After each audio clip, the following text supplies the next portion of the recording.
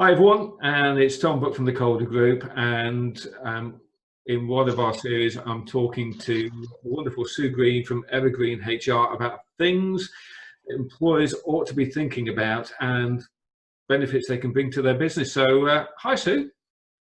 Hi Tom, hi everyone. Hi, how are you keeping? Nice and busy still, enjoying the return of the sun, as he says, looking out of the window. Yes, I haven't got my Hawaiian shirt out just yet, but then saying that, I haven't really got time to wear it anyway. Things are very busy at the moment, as you can imagine. Yeah, there's a lot, obviously, that from a HR point of view, I know employers, including myself, have got to look at, focus on and deal with. So lots of inquiries and pleas for help coming in. Absolutely, yeah.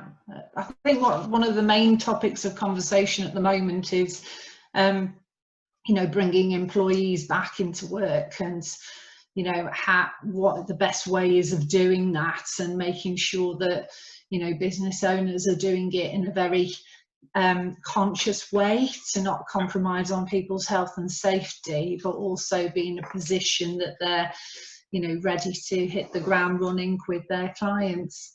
Yeah, so we're starting to see, certainly my trip to the office now is a little bit longer as you see more and more people out and about. So yeah, and that's really, I suppose, comes down to a key point we're going to talk about today, which is the psychology and the help and the way of assisting employers and employees deal with what is just an unprecedented time and a very strange position for everyone to be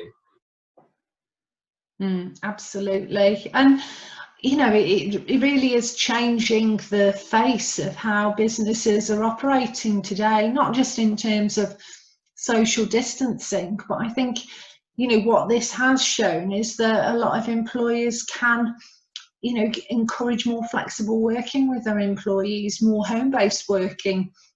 We've got the benefits of technology, which make that a lot more feasible.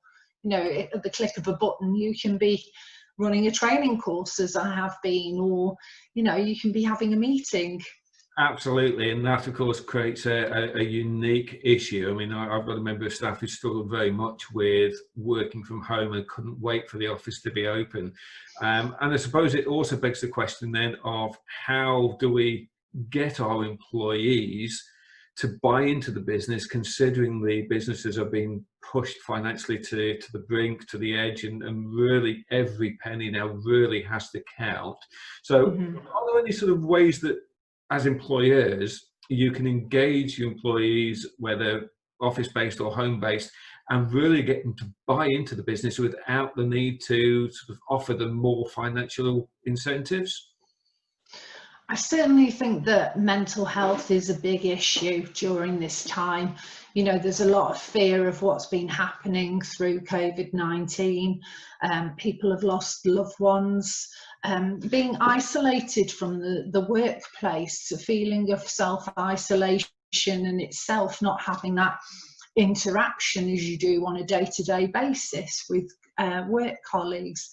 And I think from an employee's perspective, an important element in all of that is making sure that employees still feel part of a team, albeit virtually, and that they don't feel forgotten. So having, if you have team get-togethers to check on, company performance targets, even having a coffee together through a video chat for an hour, or a lunch break with your colleagues online is a brilliant way of making sure that, people don't feel forgotten. Yes, I mean, we're kind of half in, half out of our office at the moment. As you can probably tell, I'm working from home. Today it's my turn to be out of the office, which all the staff quite love for some reason. I'm not quite sure what that means. Don't take it personally. Oh, I do though. I just go and cry in the corner on the regular. But seriously, I mean, we have done it so that the girls are and the team and the administration team, they're in with different people on a regular basis, so those relationships keep going. I suppose it's doing that and trying to get them to, is it being honest with where the business is and what we need from members of staff that can help as well, because the staff will be, I presume, quite concerned about where their job lies over the coming months. Absolutely. You know, I know that in terms of number of people applying for roles, it's averaging about 200 people per role that people are, you know, are applying, and it's a major issue. Some of your, you know, if you think about it, some of your major employers are, you know, losing a number of staff through redundancy, particularly in the aerospace sector. So, you know, it is a major issue, and that has a knock-on effect in terms of the people that they contract work out to. So, you know, a key part in all of this, I think, for employers is to, wherever possible, keep their employees engaged with what's happening with the business, keep them updated, give them some assurance that, you know, they're doing everything they reasonably can to stay above water, and you know, looking at ways in which they can be more efficient as an organisation. You know, case in point is using Zoom to save on time, travel time, you know, the expenses of travel as well. You know, it all mounts up, and it can all help businesses to become more efficient. Absolutely. I suppose there's also, I'm looking at from the point of view, as part of the reason we opened up is one of the staff was really struggling at home, and in conversation, there was the follow-on of potentially the partner being out of work, what that means to the mortgage, what that means to their lifestyle. And you know, that's a very important part to look at. I mean, we in the Calder Group, we offer service to our employers that we can do clinics or offer assistance to members of staff, even just by talking through it. I suppose it's like everything, it's lifting that concern away, and at least them knowing what their options are. And I've got on my screen at the moment Spain, and obviously the lockdown and the issues that's arrived. And before we started recording, we were both aware that it's changing, even down to what the employers have to do, which must make a worry and concern for the employers and the employees, who don't know what they're going to get paid if and when they come back from their holiday, if they're already in Spain. Absolutely. So, I mean, if we talk through that, Sue,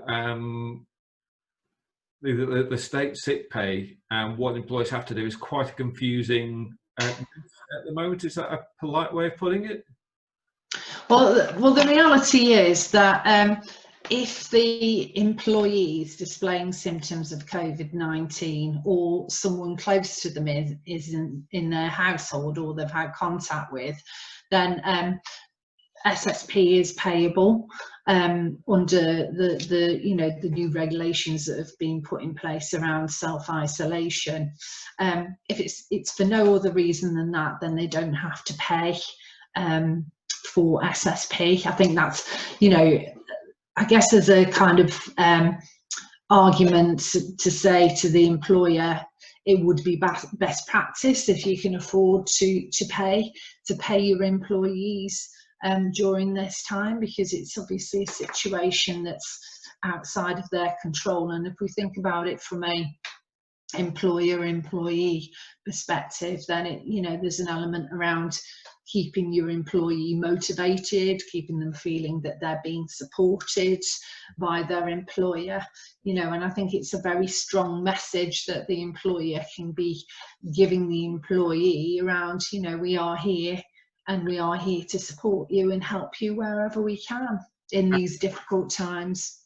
Absolutely, and it's like you say, it's very key. It's that non-monetary value that as an employer you can provide, just to have even a conversation before your staff who may have a holiday booked and now don't know what to do, to at least have a conversation with them and say, right, if you go, this is what we do, and this is how we can manage it.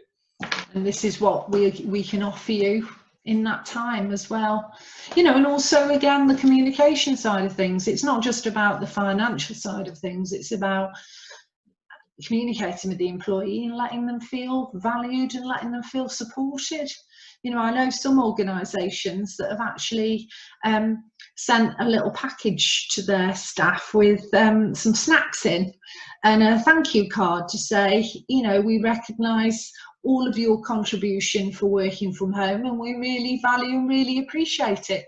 Now, something like that won't cost a huge amount, but for the employee, the underlying message there is we feel valued, and that's something you can't put a price on.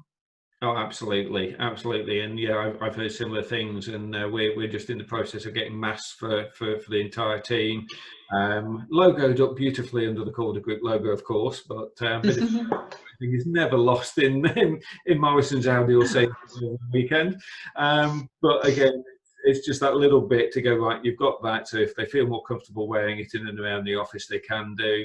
And it's just that way of trying to go that extra mile, because as I say, at the moment, I think that the best thing that employees can have is someone looking out for them, helping them, and just making them aware of what's going on and what the future might or might not hold. Absolutely. And just, you know, letting employees know what's happening, rather than, you know, the danger with employers is if they're not clearly communicating and keeping their employees up to speed with what's happening, that can create these Chinese whispers where people are just left creating their own story, and that's where uncertainty and nervousness comes, you know. And you don't want to lose your best talent, do you, if you can help it? Absolutely. There's plenty of people out there who at the moment would bite hands off for someone to go and work for them with the skills and talent that we need as employers. And of course, that's where someone like yourself comes in wonderfully, so that you're there to help the employers to make sure they look after those employees in the right way. Mental health is looked after. And like you said, the big thing at the moment is to make sure they know they're valued, and they're not going to look elsewhere and go, actually, I'm off because. Yeah, okay. Exactly. So it's an absolute pleasure, as you always, to talk to you. I know we could probably talk on for hours on this, because we're both passionate about what we do, and that's making sure employers and employees are looked after and end up financially and well-being in the right place. But for the moment, I think we'll call it a day there. All contact details for anyone who wants to talk to Sue about HR and HR Pulse and the support that Sue can give. Details will be coming up on the screen. If you're watching on YouTube, it'll be somewhere in the description down there. I pretend I know what I'm talking about. I leave it to another generation to do that for me. Pleasure, and great talking to you as always, Tom. Yeah, and hopefully we'll be talking again in sort of 3 or 4 weeks. We'll see what the world has done then. We might be allowed back, and we might simply not be allowed into somewhere like Bury. You never know. So look after yourself and keep safe. You too. Thank you, Tom. Bye, everyone. Take care.